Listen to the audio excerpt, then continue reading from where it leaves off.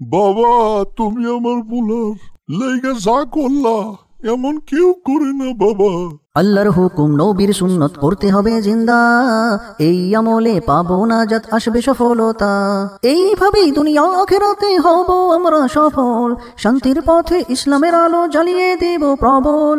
আসিফের সাথে চলো আমরাও ইসলামকে শিখি ও আমল করি। শিক্ষণীয় সব মজার মজার কার্টুন পেতে আমাদের চ্যানেলটি আজই সাবস্ক্রাইব করুন এবং পাশে থাকা বেল আইকনটি প্রেস করুন। আসিফ ঘুম থেকে উঠে দেখে ঈদ মোবারক লেখা একটি ব্যানার ঝুলছে। তার নিচেই লেখা তাকাব্বালাল্লাহু মিন্না ওয়া মিনকুম। সে খুব খুশি হয়ে তার বাবার কাছে দৌড়ে যায়। বাবা, ঈদ মোবারক। তবে তাকাব্বালাল্লাহু মিন্না ওয়া মিনকুম এটা কি বাবা? ইসলামের দৃষ্টিকোণ থেকে সুন্নাহ অনুযায়ী নবীজি সাল্লাল্লাহু আলাইহি সাল্লাম ও সাহাবাদের মধ্যে প্রচলিত দোয়া এটি। তাকাব্বালাল্লাহু মিন্না ওয়া মিনকুম অর্থ আল্লাহ আমাদের এবং তোমাদের পক্ষ থেকে কবুল করুন। এই দোয়াটা বলা সুন্নত ও বেশি সওয়াবের কাজ। তবে ঈদ মোবারক বলাও নিষিদ্ধ নয়, এটা একটি সাধারণ শুভেচ্ছা। মাশাআল্লাহ বাবা, দারুণ জিনিস শিখতে পারলাম, আলহামদুলিল্লাহ। হ্যাঁ আসিফ, ঈদ মানে খুশি, ঈদ মানে সবার সাথে আনন্দ ভাগ করে নেয়া। যাও হাত মুখ ধুয়ে এসো, ইনশাআল্লাহ একসাথে নাস্তা করব। ঠিক আছে বাবা, আমি এখনই আসছি। আসিফ তৈরি হয়ে বাবার সাথে সকালে নাস্তা করতে থাকে। আসসালামু আলাইকুম আসিফ, ঈদ মোবারক। হ্যাঁ আরমান, তাকাব্বালাল্লাহু মিন্না ওয়া মিনকুম। আরে আসিফ, ঈদ মোবারক না বলে এটা কি বললে? হ্যাঁ আরমান, ঈদ মোবারক ঠিক আছে, কিন্তু ঈদের দিন এই দোয়াটা বলা সুন্নত। আলহামদুলিল্লাহ, সুন্দর একটা দোয়া শিখতে পারলাম। ঠিক আছে আরমান, বসো, আমাদের সাথে বসে সেমাই খাও। জানো আসিফ, ঈদের নামাজে আমার একটা ঝামেলা হয়। জানাজার নামাজ আর ঈদের নামাজে হাত উঠানো গ্যাঞ্জাম মনে হয়। কি বলো, ঈদের নামাজ পড়তে পারো না? সবার সাথে মিলে পড়ি আর কি, কিন্তু নিয়ম তো ভালোভাবে জানি না। ও তাই বলো? আমি আলহামদুলিল্লাহ জানি, তবে আব্বুকে বলে দিচ্ছি, উনি খুব ভালোভাবে তোমাকে বুঝিয়ে বলতে পারবে। ঠিক আছে আসিফ, সেটাই ভালো হবে। বাবা, ঈদের নামাজের নিয়মটা একটু বলে দিন তো, আরমান জানতে চাচ্ছিল। হ্যাঁ আরমান, ঈদের নামাজ অন্যান্য নামাজের থেকে একটু ভিন্ন। এটি ওয়াজিব নামাজ, বছরে 2 বার এই নামাজ পড়তে হয়, ঈদুল ফিতর ও ঈদুল আজহা। ঈদের নামাজ জামাতে পড়া হয় এবং এর কোনো আজান ও ইকামত নেই। ও তাই নাকি আঙ্কেল? এর নিয়ম হলো ঈদের নামাজে অতিরিক্ত 6টি তাকবীর দিতে হয়। প্রথম রাকাতে ইমাম সাহেব তাকবীরে তাহারিমা বলার পর সানা পড়ে অতিরিক্ত 3টি তাকবীর বলবেন। এই তাকবীরগুলোর সময় হাত কান পর্যন্ত উঠিয়ে ছেড়ে দিতে হয়। জি আঙ্কেল, বুঝতে পেরেছি। এরপর ইমাম সাহেব সূরা ফাতিহা ও অন্য একটি সূরা পড়বেন এবং অন্যান্য নামাজের মতো রুকু ও সিজদা করে প্রথম রাকাত শেষ করবেন।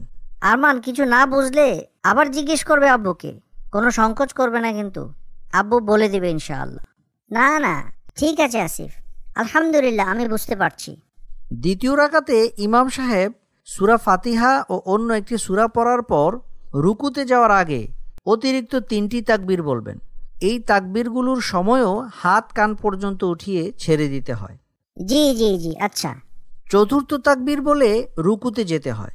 এরপর অন্যান্য নামাজের মতো সিজদা করে সালাম ফিরিয়ে নামাজ শেষ করতে হয়। তাহলে আঙ্কেল, ঈদের নামাজে প্রথম রাকাতে 3টি এবং দ্বিতীয় রাকাতে 3টি অতিরিক্ত তাকবীর সহ মোট 6টি অতিরিক্ত তাকবীর দেওয়া হয়, তাই না? হ্যাঁ আরমান, এই তো তুমি বুঝতে পেরেছ। এবং আরেকটা বিষয় হলো, নামাজের পর খুতবা শোনা কিন্তু ওয়াজিব এবং খুতবার সময় চুপ থাকতে হয়। জাযাকাল্লাহ আঙ্কেল, সুন্দর করে আমাকে বুঝিয়ে দেওয়ার জন্য। আরমান চলো তাড়াতাড়ি ঈদের নামাজে যাব ইনশাআল্লাহ। এরপর আসিফ, আরমান এবং আসিফের বাবা ঈদগাহে নামাজ শেষ করে। নামাজের পরে তারা মনোযোগ সহকারে খুতবা শুনে। আসসালামু আলাইকুম আসিফ, ঈদ মোবারক। ওয়ালাইকুম আসসালাম হানিফ, ঈদ মোবারক। কেমন আছো? আলহামদুলিল্লাহ, ভালো আছি। বন্ধুরা চলো, আজ আমরা গরিবদের খুঁজে বের করে তাদের সাথে ঈদের আনন্দ ভাগ করে নেব। হ্যাঁ আসিফ, এটা খুব ভালো একটা আইডিয়া, ইনশাআল্লাহ খুব মজা হবে। আসিফ, আরমান এবং মিজান একটি বস্তিতে যায়। সেখানে তারা একজন গরিব লোক ও তার ছেলেকে দেখে। তাদের পরনে পুরনো কাপড়, মুখে চিন্তার ছাপ। আসসালামু আলাইকুম চাচা। ওয়ালাইকুম আসসালাম, ঈদ মুবারক বাবা। কিন্তু আমাদের জন্য ঈদ নয়, আমরা খুব গরিব বাবা। গরিবের জন্য ঈদের আনন্দ কেমনে হয়? জি না চাচা, ঈদের আনন্দ ধনী গরিব সকলের।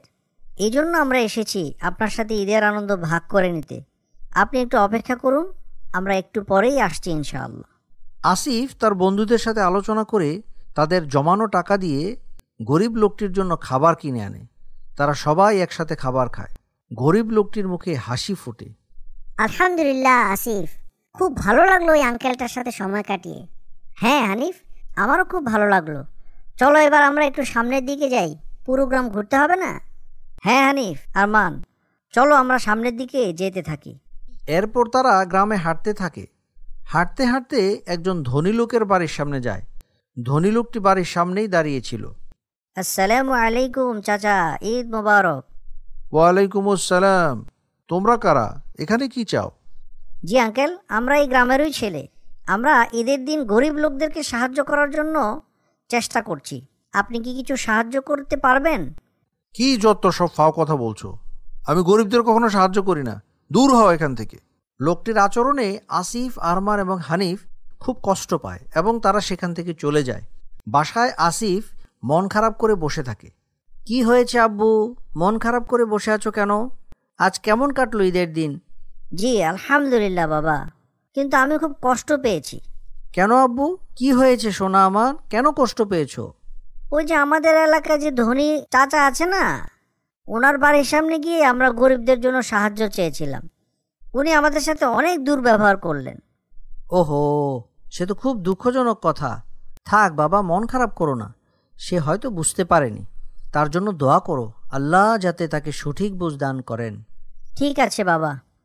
আব্বু, রাত হয়ে গিয়েছে, তাড়াতাড়ি ঘুমিয়ে পড়ো। ইনশাআল্লাহ ফজরের নামাজে শরিক হতে হবে। এরপর আসিফ তার বিছানায় ঘুমিয়ে পড়ে। রাত যখন গভীর হয় তখন আসিফ স্বপ্নে দেখে যে সে একটি সুন্দর বাগানে ঘুরছে। সেখানে সে একজন বুজুর্গকে দেখতে পায়। আসিফ, তুমি খুব ভালো ছেলে।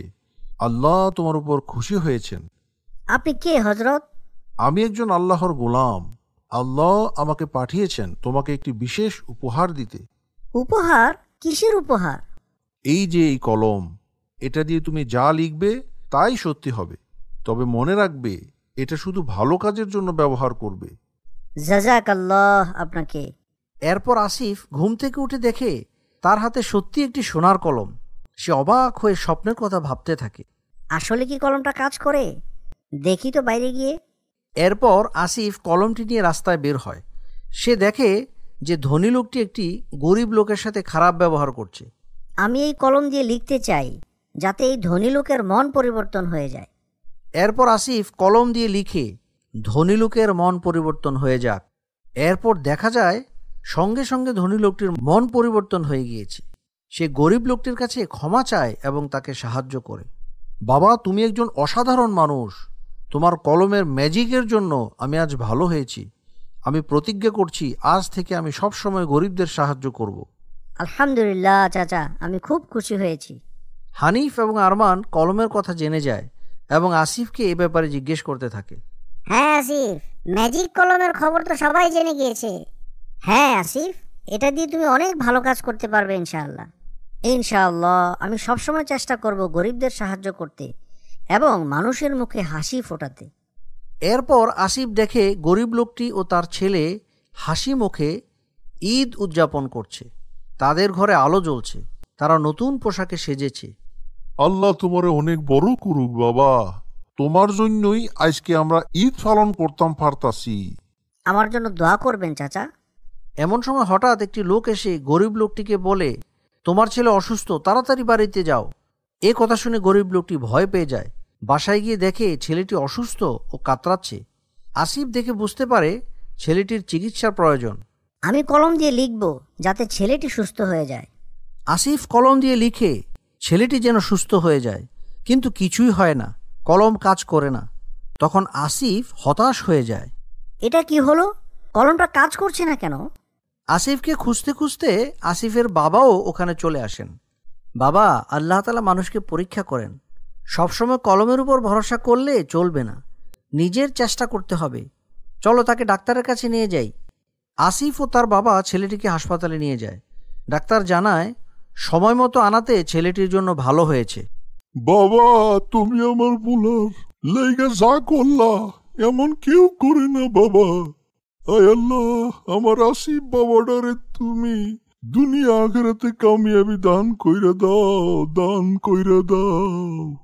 চাচা, আমি কিছু করিনি, সব আল্লাহর পক্ষ থেকেই হয়েছে। আসিফ মনে মনে ভাবতে থাকে কেন কলমটা কাজ করলো না। কি আসিফ, কলমটার কথা ভাবছো? আসলে আসিফ, কলমটি একটি অজুহাত ছিল। আল্লাহ তোমাকে একটি সুযোগ দিয়েছিলেন মানুষের সেবা করার। আসল কাজ হলো নিজের চেষ্টা এবং মানুষের প্রতি ভালোবাসা। হ্যাঁ বাবা, আমি বুঝতে পেরেছি। এরপর দিন আসিফ ঘুম থেকে উঠে দেখে তার হাতে আর সোনার কলমটি নেই। সে বুঝতে পারে এটা একটি স্বপ্ন ছিল, কিন্তু এই স্বপ্ন তাকে অনেক কিছু শিখিয়েছে। আল্লাহ আমাদের পরীক্ষা করেন এবং আমাদের নিজেদের চেষ্টা ও ভালোবাসার মাধ্যমে মানুষের সেবা করতে হয়। ঈদ মানে শুধু আনন্দ নয়, ঈদ মানে সবার সাথে আনন্দ ভাগ করে নেয়া। আসিফের সাথে চলো আমরাও ইসলামকে শিখি ও আমল করি। শিক্ষণীয় সব মজার মজার কার্টুন পেতে আমাদের চ্যানেলটি আজই সাবস্ক্রাইব করুন এবং পাশে থাকা বেল আইকনটি প্রেস করুন। আসিফের সাথে চলো আমরাও ইসলামকে শিখি ও আমল করি। শিক্ষণীয় সব মজার মজার কার্টুন পেতে আমাদের চ্যানেলটি আজই সাবস্ক্রাইব করুন এবং পাশে থাকা বেল আইকনটি প্রেস করুন।